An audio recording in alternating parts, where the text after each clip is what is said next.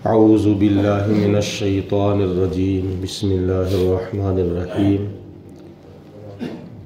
लिनुरियहु मिन आयातिना। मिराज की हिकमतों में से एक हिकमत समात फरमाएँ। कुरान पाक के अंदर 15वें सिपारे की जो आयत मुबारक है, सूरत बनी इसराइल की पहली आयत, उसमें अल्लाह पाक ने इरशाद फरमाया है लिनुरियहु मिन आयातिना। हमने अपने प्यारे हबीब अलैहिस्सलाम को मौजज़ा मिराज इसलिए अता फरमाया कि हमने उनको अपनी कुदरत की निशानियाँ दिखानी थी। वो कुदरत की निशानियाँ क्या थीं? रास्ते में हज़रत मूसा अलैहिस्सलाम की कब्र, हज़रत ईसा अलैहिस्सलाम का जाए पैदाइश बैतुल लहम, मस्जिद अक्सा, पहले आसमान की सैर, दूसरे की, तीसरे की, चौथे, पाँचवें, छठे, सातवें, आगे सिदरतुल मुंतहा, उसके साथ जन्नतुल मावा, अर्श इलाही के पर्दे, रास्ते में अल्लाह ताला की सिफ़तों की वादियाँ और अपना दीदार। ये कुछ मुफस्सिरीन ने इन निशानियों की तफसील फरमाई है, जिसको मैंने इशारतन अर्ज़ किया है। मेन हिकमत मिराज की, क्योंकि किसी हकीम का कोई काम बगैर हिकमत के नहीं होता। वो जो भी बात करता है उसके अंदर हिकमत होती है, जो भी काम करता है उसके अंदर हिकमत होती है। अल्लाह ताला के सफ़ाती नामों में से एक नाम है हकीम, बेशुमार हिकमतों वाला। कौन है? अल्लाह पाक। खुदा की ज़ात ने अगर एक ज़र्रे को भी पैदा किया है तो उसके अंदर भी बेशुमार हिकमतें हैं। अल्लाह पाक की ज़ात ने एक दरख्त के पत्ते को भी पैदा किया है तो उसके अंदर भी बेशुमार अल्लाह की हिकमतें हैं। समंदर का अगर एक कतरा भी है तो उसके अंदर भी बेशुमार हिकमतें हैं, क्योंकि अल्लाह ताला हकीम है, वो बेहतर जानता है। उसके काम हमारी अकल में आए या ना आए, लेकिन हमारे लिए उसके हर काम के अंदर बेशुमार हिकमतें होती हैं। तो मिराज शरीफ की भी काफ़ी हिकमतें हैं। उनमें से एक हिकमत ये है, अल्लाह पाक ने जो इरशाद फरमाया है, सुब्हानल्लज़ी अस्रा बिअब्दिही, पाक है वो ज़ात जिसने अपने ख़ास बंदे हज़रत मोहम्मद मुस्तफ़ा सल्लल्लाहु अलैहि वसल्लम को सैर कराई। ये जो लफ्ज़ अस्र है ना, इसका माना है सैर कराई उसने। हालांकि खुदा ताला चाहता तो ये भी कह सकता था कि सुब्हानल्लज़ी अज़हबा बिअब्दिही, पाक है वो ज़ात जो अपने बंदे को ले गया। अज़हबा का माना है ले जाना, असरा का माना है सैर कराना। ले जाने में और सैर कराने में बहुत ज़्यादा फ़र्क है। मिसाल के तौर पर पुलिस मुजरम को पकड़ के ले जाती है, वो सैर नहीं कराने जाती, ले जाती है। आका गुलाम को ले जाता है, मालिक नौकर को ले जाता है, पीर मुरीद को ले जाता है, उस्ताद शागिर्द को ले जाता है, खामद अपनी बीवी को ले जाता है, वालिदैन अपनी औलाद को ले जाता है, कोई ताकतवर कमज़ोर को ले जाता है। तो ले जाने में पाबंदी पाई जाती है, सैर कराने में पाबंदी नहीं पाई जाती, आज़ादी और खुद मुख्तारी पाई जाती है।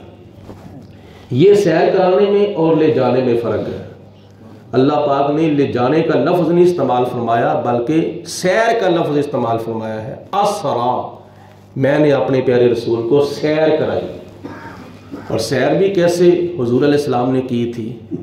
सैर भी ऐसे की थी कि जैसे एक मुल्क का बादशाह दूसरे मुल्क का दौरा करता है या अपने किसी दूसरे सूबे का दौरा करता है, तो जब वो दौरा करने के लिए निकलता है तो बड़ी ठाठ बाट के साथ, बड़ी शान व शौकत के साथ, बड़े वक़ार के साथ, बड़ी अजमत व शान के साथ निकलता है। नबी करीम अलैहिस्सलाम को भी खुदा ने फरमाया मेरे महबूब तेरी हुकूमत ज़मीन पर भी है, तेरी हुकूमत आसमानों पर भी है, तेरी हुकूमत फर्शों पर भी है, तेरी हुकूमत अर्शों पर भी है। हज़रत इमाम हसन रज़ा खां रहमतुल्लाह तआला अलैह हुज़ूर की बारगाह में अर्ज़ करते हैं अल्लाह अल्लाह शाह कौनैन जलालत तेरी, फर्श क्या अर्श पे जारी है हुकूमत तेरी। अल्लाह पाक ने दो जहां की बादशाही अपने प्यारे रसूल अलैहिस्सलाम को अता फरमाई है। ऐ मेरे प्यारे महबूब आप ज़मीन के सूबे का दौरा तो करते रहते हैं, आओ ज़रा आसमान के सूबे का भी दौरा कर लो। फर्शों के सूबे का दौरा तो करते हैं, आओ जरा अर्शों के सूबे का भी दौरा करो। इतनी बड़ी बादशाही हुजूर अलैहिस्सलाम की, मशरक से लेकर मगरब तक, शिमाल से लेकर जुनूब तक, तहत सरा से अर्शे उला, मकान से ला मकान तक इतनी बड़ी बादशाही। सूबे दो हैं और वजीर चार हैं, ये याद रखो। सूबे दो वजीर चार। हुजूर ने फरमाया वजीरान फिल समाए व वजीरान फिल अर्द, मेरे दो वजीर आसमानों पर हैं, मेरे दो वजीर ज़मीन पर हैं।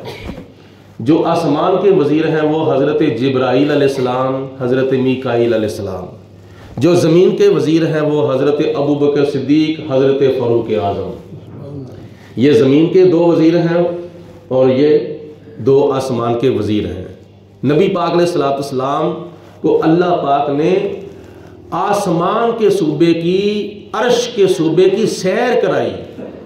और सैर करने का, दौरा करने का आपको मकसद होता है कि बादशाह दूसरे इलाके का दौरा करता है, किसी जगह पे टैंकी नहीं लगी तो टैंकी लगवा दो, स्कूल नहीं बना तो स्कूल बनवा दो, सड़क नहीं बनी तो सड़क बनवा दो, और कोई काम होने वाला है तो वो करवा दो। और आसमान के ऊपर कौन सी चीज़ की कमी थी, वहाँ तो कोई सड़क टूटी हुई नहीं है। इसलिए कि ऐ मेरे प्यारे हबीब अलैहिस्सलाम, ज़मीन वाले तो आपका दीदार करते रहते हैं।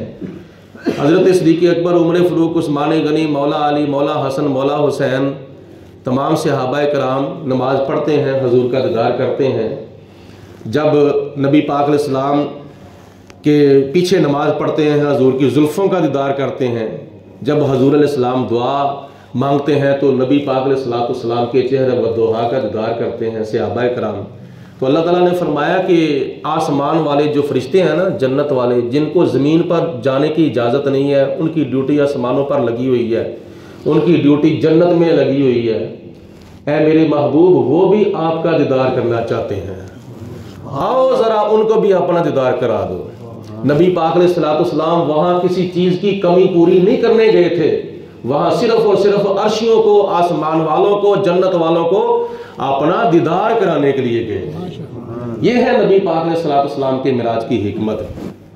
तो हुजूर अलैहिस्सलाम ने सैर फरमाई आसमानों की, जन्नत की और अर्श इलाही की, और फिर क्या क्या देखा, बड़ी कुदरत की निशानियां देखी थी। और सबसे बढ़कर मिराज की रात अल्लाह पाक ने अपने प्यारे हबीब अलैहिस्सलाम को अपना दीदार कराया था। सलाम उस पर कि जिसने इसको, उसको, सबको देखा है।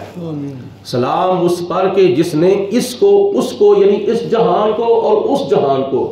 सलाम उस पर कि जिसने इसको, उसको, सबको देखा है। सलाम उस पर कि जिसने चश्मे सर से रब को देखा है।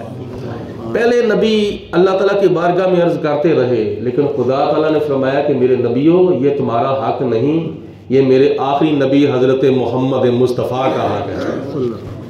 सब नबियों को अल्लाह ताला ने वही के जरिए कलाम फरमाया, लेकिन नबी पाक अलैहिस्सलाम को खुदा ने ला मुकाम पर बुलाकर, अपने सामने बिठाकर, अपना जलवा दिखाकर अपने महबूब अलैहिस्सलाम को बेशुमार नेमतों से सरफराज फरमाया।